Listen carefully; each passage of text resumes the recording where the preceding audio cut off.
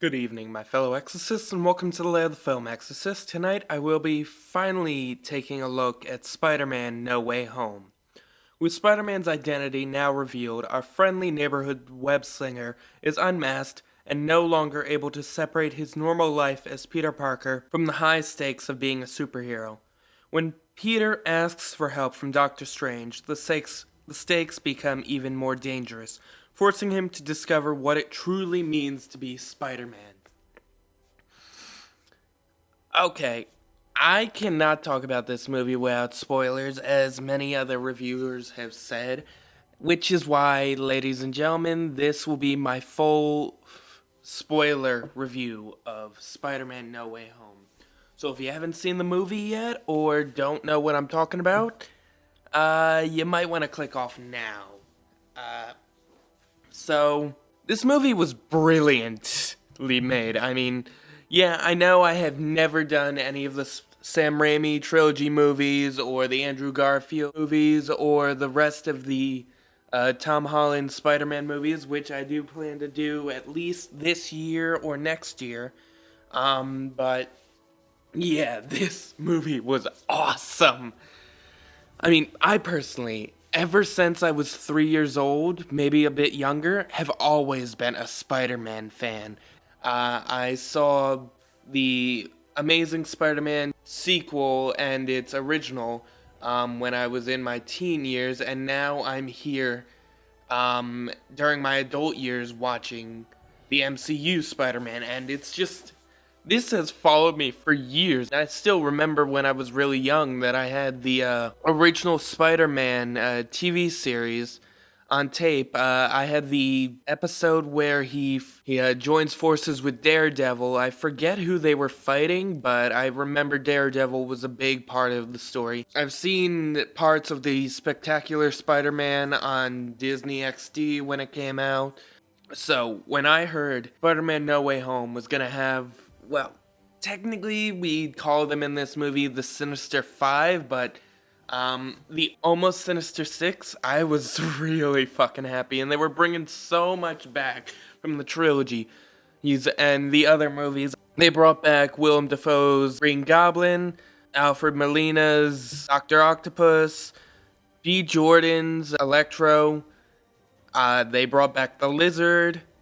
They brought back Sandman, and just this movie was so well done. Tom Holland, throughout all the movies that he's been in, and he's been in a lot of MCU movies, has never truly lost as much. I mean, he lost Tony Stark, his mentor, but that was about it. He never truly lost someone that has been so close to him like the other Spider-Man. And here he does. Ladies and gentlemen, we lose Aunt May, Melissa Tomei's Aunt May in this movie, and I gotta say, it's just as impactful as Peter in the comics losing Uncle Ben, or losing Uncle Ben in the Sam Raimi and the Amazing Spider-Man movies. This is heartbreaking. Just, you feel the pain that Peter is feeling, because she's one of the first few people to know who Peter was and to learn his identity, and this is a big part of the comics. She was his biggest supporter in this series. After he lost Tony Stark, she was the biggest supporter for him. It's actually heartbreaking that she's the one in this movie that had to give the with great power comes great responsibility line to him as she's on her deathbed. Technically, we got our MCU Spider-Verse here with Tom Holland, Andrew Garfield, and Tobey Maguire all fighting together against some of Spider-Man's biggest villains. And my only regret is we didn't get the Rhino. Like, we've had... The guy got so slighted in the trilogy. I mean, in the Andrew Garfield movies. I mean, we see him at the beginning of Amazing Spider-Man 2, and then we see him at the end, and Spider-Man's going to fight him, and we never see him after that, and that kind of sucks. It also kind of sucks that we don't have a Tom Holland Venom in this movie. I mean, we kind of do during the mid-credit scene where he gets sent back to his universe, but it's kind of a missed opportunity that I really want to see. And I'm hoping in the next Spider-Man movie, whenever that comes out, because Tom Holland wants to have a family right now and wants to give Spider-Man a rest for a while. I just hope the next Spider-Man movie we get some kind of form of Venom, because that little blob that Tom Hardy leaves at the end is in the past, so I'm kind of surprised we haven't heard anything yet. You gotta see in this movie that there is a lot of parallels to the older movies, because Peter loses Aunt May to the Green Goblin. He essentially deals with it in a very similar way to what the other Peters did. I mean, Tobey Maguire essentially went after the guy that killed Uncle Ben and ended up killing him or sending him to his death. Andrew Garfield lost Gwen Stacy, and that sent him into a huge depression to the point that he was really angry at the world. And here, Tom Holland does go very dark, almost going as far enough to kill the Green Goblin. We learn Ned has powers. He's got magical powers, so I'm kind of waiting for them to follow up with that in another movie. There were some little nods to him becoming a villain, possibly when they were talking about what Tobey Maguire had to go through with Harry, because in the comics, Ned does turn into the Hobgoblin, so you never know. They talked about Venom in this movie, which parallels Tom Holland going to space and fighting aliens, and that's how. And Tobey Maguire describes his fight with Venom as he fought a giant goo monster from outer space. Willem Dafoe is honestly in this movie one of the most definitive villains. I mean, he is just the main villain in this. Just so evil, so manipulative, and I missed him so much, and I'm glad they brought him back for this. It's good to see the good version of Otto Octavius in this movie, because Peter fixes him. I also hear a lot that this movie is based on one comic where Peter goes off and asks Mephisto to erase him from everybody's mind, and it causes a lot of problems. And here I haven't read that comic, but here this was done really well.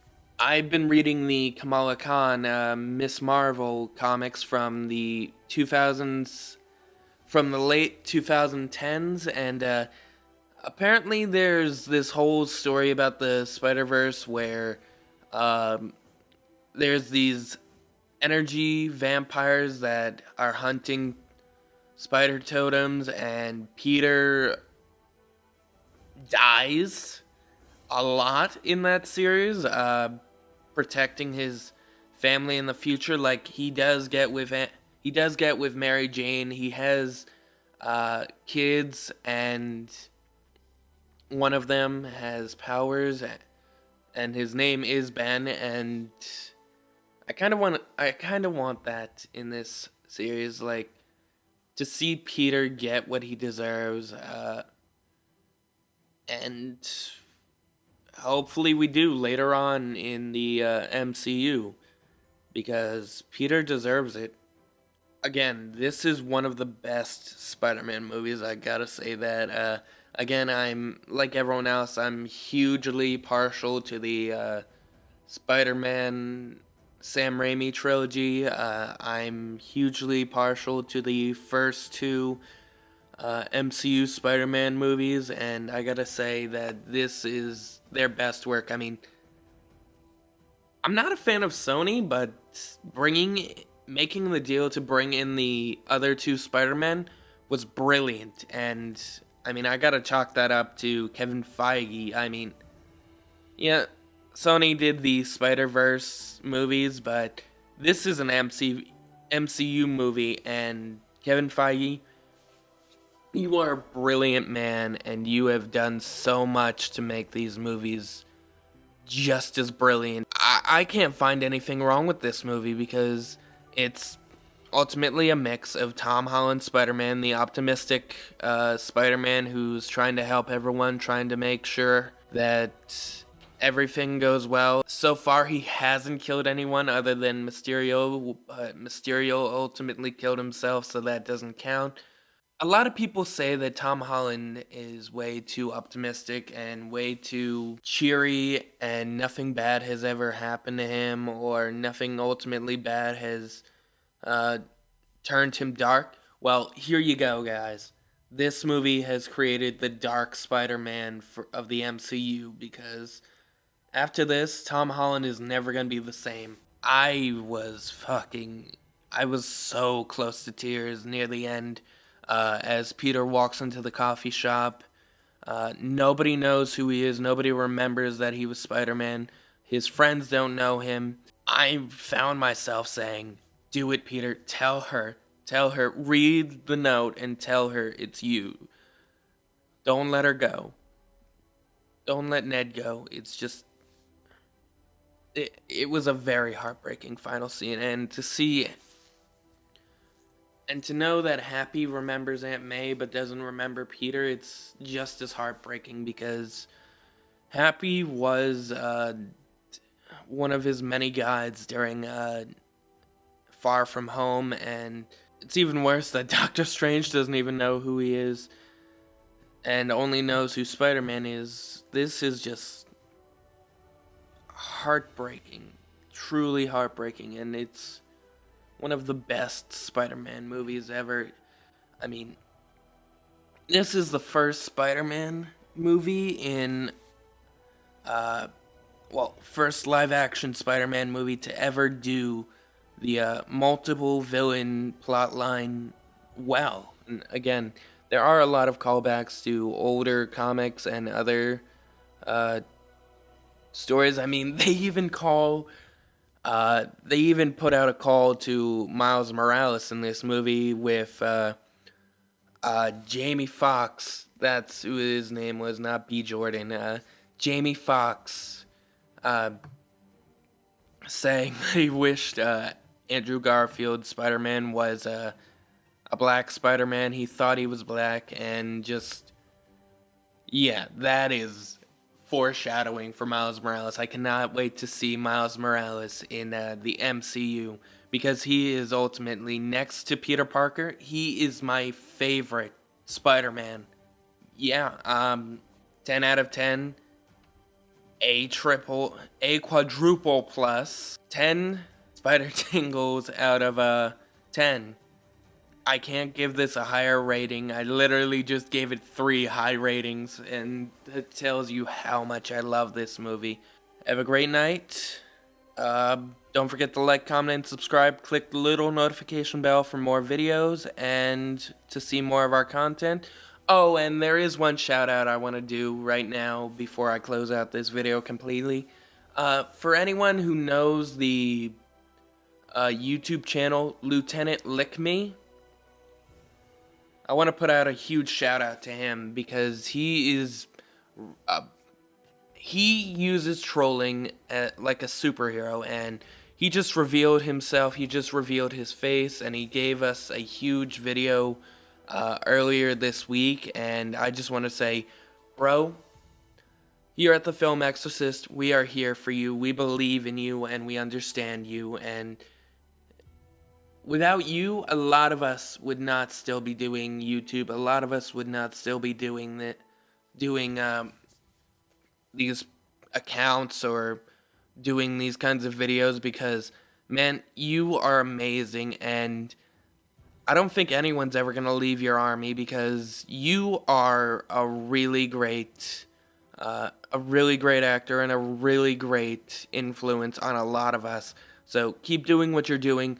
Don't ever get rid of your channel. Don't ever give up. Don't ever let go, because you are amazing, Lieutenant Lickme, and just know here at the Film Exorcist, we support you 100%.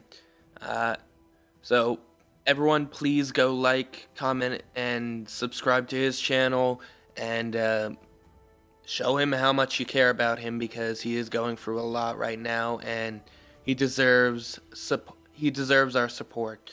But anyway, have a great night, guys, and just remember, with great power comes great responsibility. So never forget it. And good night.